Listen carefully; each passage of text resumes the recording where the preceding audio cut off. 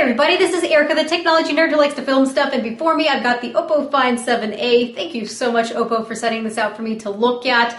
I'm going to also be looking at the Find 7 when that comes out as well. Now, there's really not so many differences between the two. The only differences are that this has the 1080 by 1920 5.5-inch display. The one that's on the Find 7 has the Quad HD display, and it's also 5.5 inches. Now, I'm not really sure why anyone would want to have a Quad HD display at 5.5 inches. I don't think that a lot of people will notice a difference between 1080 and 1920 and Quad HD.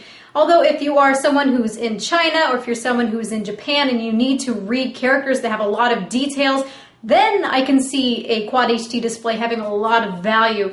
But I will be the judge of that when I get a hold of the Find 7, and I will let you all know if there really is a phenomenal difference. Other than that, the Find 7 is a little bit more expensive, about $100 more expensive. This one should be $500 and the Find 7 should be $600. So it's going to be up to you if you want to pay that extra $100 to get that little bit of boost in specs. Both of them have the Snapdragon 801 SoC. This is the AB version versus the AC version that's on the Find 7, which is just a little bit higher clocked. But they both have all the exact same goodies, and I am excited to show them to you because they're not like the regular ho-hum of other devices that I've seen out these days.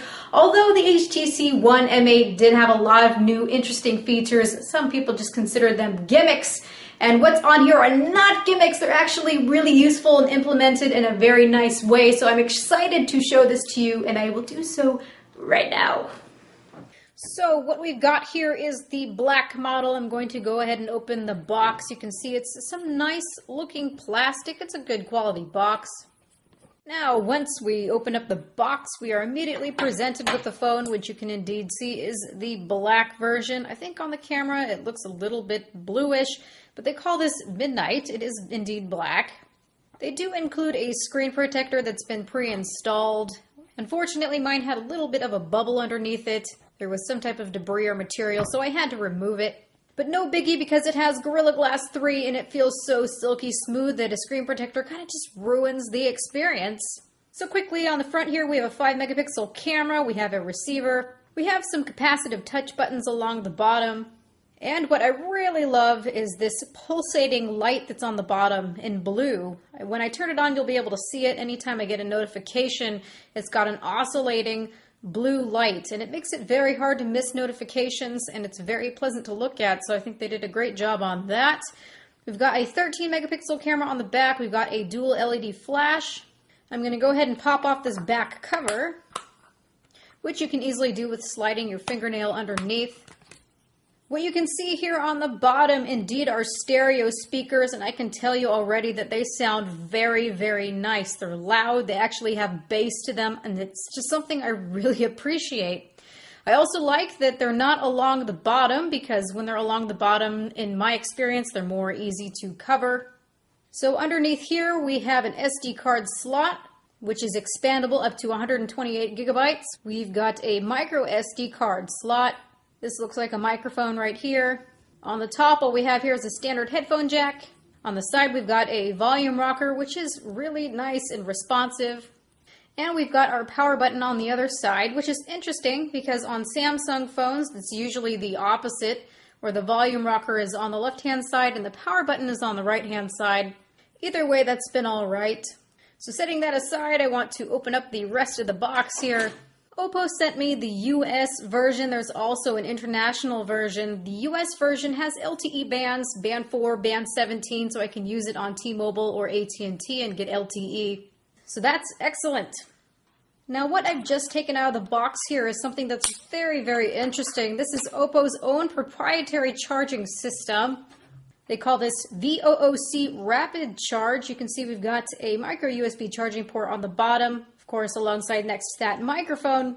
But this quick charging system is something amazing. Basically, you're able to charge from 0 to 75% in a half hour. And I can tell you already that just this ability to charge it quickly has made this my primary phone for these past few days, because I know that I can plug it in, I can leave it in there for 10, 15, 20 minutes, and I've got plenty of charge. Most of the time when I put my device on a charger, it's not near 0% anyway, so if I'm at 50% and I charge it for just 20 minutes, I'm good to go again. So that is just something amazing. I don't know why other manufacturers don't include this. The one thing though to pay attention to, like I said, is this is proprietary. If you plug this into a wall and put it into another phone that does not support the VOOC charging system, it's just going to charge it at 2 amps. Interesting thing though is I tried plugging this into several different Samsung devices and it just doesn't recognize it at all. You can see that it's quite a bit longer than a normal connector, so it will not go all the way in to anything but the Oppo Find 7 7A. I did plug it into my HTC One M8 and it recognized it just fine, so it seems to be hit and miss. So in general, I'm going to use this charger only for the Oppo Find 7 or 7A. And you're going to need this, of course, to transfer data between your computer. Otherwise, we've got some earphones. We've also got some earbud replacements for various sizes. That's all that's in there.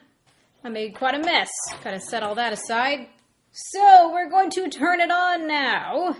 The battery that we have here is 2,800 milliamp hours. The one that's in the Oppo Find 7, I believe, is 3,000 milliamp hours. So it's got 200 milliamp hours more. I'm not so sure about what that battery life's going to be like with a display that has that many pixels. But even though the 7 is going to have so many pixels, if you just plug this in for several minutes, you are good to go again, so it's not so concerning.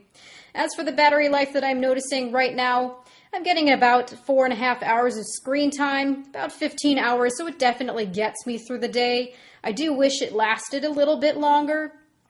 So one thing that I can say right now is that this is not final firmware, so I'm hoping that as it gets to being more and more final, that we'll start to see a little bit better battery life, but still the battery life is not too bad.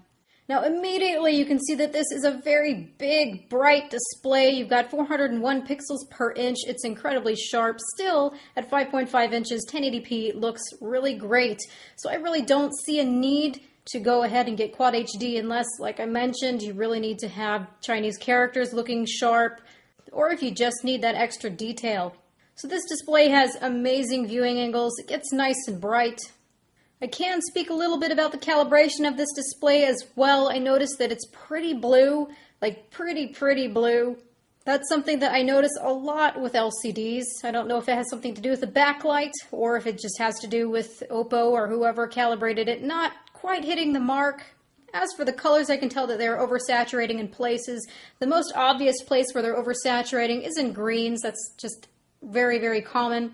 It kind of reminds me of the LG G2. What LG is doing with the greens is they're really compressing them, making something that just say is 50% green appear 100% green. So I noticed when watching content, there's a person in the foreground and there's some trees in the background, that the trees look neon. They just don't look natural at all. And the person looks all right. When I did some measurements, I noticed that at least skin tones or mid-tones, that's where skin tones resides, is in mid-tones. The mid-tones and skin tones seem to be pretty okay, so it's a decent experience when I'm watching Netflix. They did a good job on that. So moving on, I mentioned a little bit about the specifications. The Find 7A is just a little bit lower spec. So the Find 7 and the Find 7A both have the Snapdragon 801 SoC. This one's clocked at 2.3 GHz. We've got 4 Crate cores clocked at 2.3 GHz. And the Find 7 has 4 Crate cores clocked at 2.5 GHz. We've got 2 GB of RAM on this one, and it's got 16 GB of internal storage, versus the Find 7 that has 32 GB of internal storage and 3 GB of RAM. So choose your poison. I think that the Find 7 is just good enough. Performance has been just fine for me. I want to bring some other phones into the picture. You can see that we've got a Galaxy Note 3. You can see it's pretty much the same size as the Galaxy Note 3. Stacking them on top of each other, we can see that the Find 7A is taller, but you can see that the Note 3 is a bit wider. And setting them down next to each other, I can see that they're pretty much the same thickness as well. So I would not consider this a thick phone. It does look nice and thin to me. So here we have a Galaxy S5, and you can see that this is really much bigger than the Galaxy S5. You can see just how much bigger a 5.5-inch display looks over the 5-inch display on the Galaxy S5. So this is not a small phone by any means. So guys out there, if you've had a Note 3 in your pocket or anything similar in size, you probably know just how comfortable it is. For some guys who have deeper pockets, I don't think you're going to have any issues. But for guys who have more shallow pockets, it might be hitting your hip a little bit when you bend your knee. For me, it's just absolutely ridiculous. I can actually do a pocket test, but no more ridiculous than the Note 3. It just looks hilarious sticking out of my pocket. So, quick pocket test. The most manageable device that I have in pocket is the iPhone 5S. This is a device that I like carrying around when I really want something small. And so here we have the Galaxy Note 3. And we've got the Oppo Find 7a. You can see that they're very similar in size as I had showed you. So let's go ahead and see what they look like in pocket. So iPhone 5S, keep this in mind. You can see that it comes up about mid-hip. Now for guys, I think that this is pretty much where this device is going to come up on you in pocket. Girls have shallow pockets. It's really not fair, but it's true. So you can see on me, this is just ridiculous. It's pretty much going all the way up to my hip. If I do anything like this, it's just going to stab me. So for guys, it's probably going to be more around here. And I can still sit, at least comfortably, with my iPhone 5S in pocket. And the Oppo, you can see that the Oppo is just a little bit taller. So ladies, it's not a manageable device. You should probably just put it in your purse. Or if you're cool like me, you can just walk around like this. This is just super sexy. At least it feels slim. It's not a hugely bulky phone, so I think it will be all right. So now taking a look underneath About Phone, you can see it's called Color OS. That's the skin that Oppo uses based on Android. You can see here that it says Android version 4.3, so it's still Jelly Bean. I haven't heard anything yet about a KitKat update, but I'm really hoping that it gets one, although performance has been actually pretty nice. I haven't had any issues with stuttering, even though this is not final firmware. I've considered this a very smooth experience. This is a very responsive phone, very touch responsive indeed. Everything just feels liquidy smooth to me. I have no complaints. Now, what really gets me about this phone and what makes me want to use this phone is how well implemented some of the features are, such as gesture and motion, wake up blank screen. Let's just start with these two. So underneath wake up blank screen, it's kind of like OK Google. You can see we turn it on. It says you can wake up Google now by speaking to the screen even when the screen is blank. Underneath here it says, hey Snapdragon. Oh, and you can see that it already decided to listen to me. You can tell that it's listening for me when you see this little jobber here, the Oppo guy. So even when it's off, I can say, okay, Snapdragon. And there you are. So that's really a nice feature. It's always listening. It does have an always listening feature like the Moto X. Now my favorite thing is gesture and motion. There's just so many things that you can do under here. You can add a custom gesture, such as underneath here, you have your gesture panel. This quarter of the screen is just designated for gesture panel, so if you swipe downward, it's going to bring this up. You can tell it to do so many different things. From drawing a circle, it's going to open up the camera. Drawing a V is going to turn on the flashlight. You can program it to go to a website, such as me checking out AdSense. I can make a $sign and it's going to bring me right into what I need to. If I make an M, it's going to call Mom. You can even open up applications. So you can see Open App. Let's just say that we want to open up the Music app. So we can make a note-looking thing. So now when we go underneath the gesture panel, we make a note-looking thing. It's going to bring us into the Music app. So I really love that. And also what I really love is it's listening when the screen is off as well. So just say that I want to open up the camera without having to turn on the device. Again, you can do a circle and it opens up the camera for you. These are called screen off gestures. And these ones are actually pre-decided. Oppo has added a bunch of them in here. You can't add any more gestures, although you can program the gestures to be what you want them to be. So I decided the M would be calling my mom. If I want to open up Netflix, all I have to do is this and it brings me right into Netflix. We've got other various motion controls. One that I really like is activate the camera with multi-finger pinch. So for example, I can activate the camera from anywhere in the phone. It does not matter. And there you go. It instantly brings it up. It's not something that takes forever. It recognizes your fingers instantly and it's just incredibly snappy anywhere that I am. Look how fast that is. So you can double tap to turn on the display. You can double tap on the home button to turn it off at the bottom. I just really love how they've implemented these gesture features. I'm using them all the time. It's really just excellent. They cover their bases so well. You can even use 2 fingers to turn up the audio. And then you can turn it down again, up again, down again. This is really nice. You can turn all those features off if you don't want them on, but it just works so well, and it just makes me so happy inside. I really feel with this phone that I'm able to interact with it and it understands me. Again, 3 fingers, for example, and I can take a screenshot. So there's a lot to remember, and you don't have to turn them all on. You can just keep them off if you don't want them, but really A+. I'm also really liking the extra security settings that they include. We've got a guest mode. I really love application encryption. If you go underneath application encryption, I've chosen 2 different things. Just say if someone gets a hold of my phone and I don't want them going underneath my photos for whatever reason, or I don't want people seeing what's going on underneath my Google Keep, I can add them by saying encrypt apps, put my password in, and I can choose whatever I want to not be accessible by anybody. So you can see when I do go underneath photos, there you are. People can't get into my apps. Ha ha ha. You've also got a holiday mode, which lets you add permitted contacts and lets you set time when you don't want to be bothered. This is something that every single phone should have. No excuse. We have a nifty data saving mode. You can see right now it says no app is allowed to run in the background. So when this is activated, it says apps in the background will not be able to consume network traffic, power, and CPU when data saving is on. So I can add my exceptions, things that I do want to keep running in the background. But this is a very excellent feature. Also, it lets you see which applications are running a lot in the background using a lot of data. So it gives you a data ranking. So really nice job here, Oppo. There's things that I haven't seen in other devices that you just integrate right into here.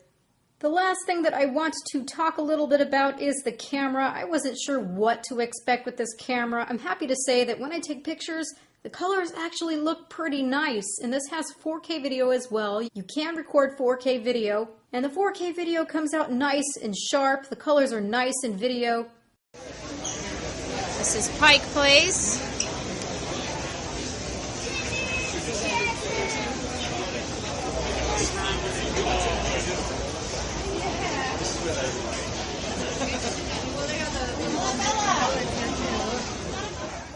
So they did a pretty good job here. You see you've got several different settings. You have the ability to make a GIF, audio photo. We've seen a couple of these before. HD picture, which is interesting. Lets you take a 50 megapixel picture. It's kind of a software trick. It's been okay, but honestly, it's not all that impressive. It's basically taking 10 shots and interweaving them. This is only a 13 megapixel sensor, so really it's a software trick. It's fun, but when I zoom in really far, I really don't see an incredible amount of resolution. So it's okay. We've got a slow shutter mode. There's the beauty face mode to calm down any types of blemishes on your face. Panorama, HDR. HDR mode is actually pretty nice as well. I have a couple of pictures in Seattle on a very overcast day, and I think that the results come out very nice. So needless to say, I am quite pleased. I am excited to see how it improves as time goes on.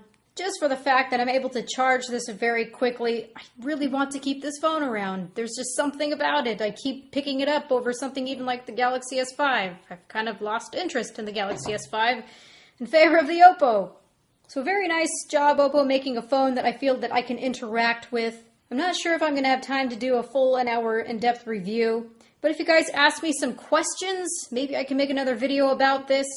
So indeed, please ask me questions down in the comment section below. I'm sure I can make an update video based on those questions.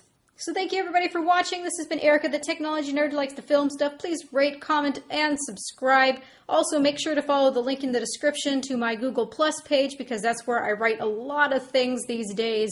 If I'm updating on something, I put it on Google Plus. You can interact with me on my threads in Google+. So when I post a video about this Oppo, you can comment inside my Google+ thread, ask questions there. It's probably a really great place to ask it and to interact with me. I really love this. I think this is really promising, and I can't wait to see the Find 7. So have a good night, you guys.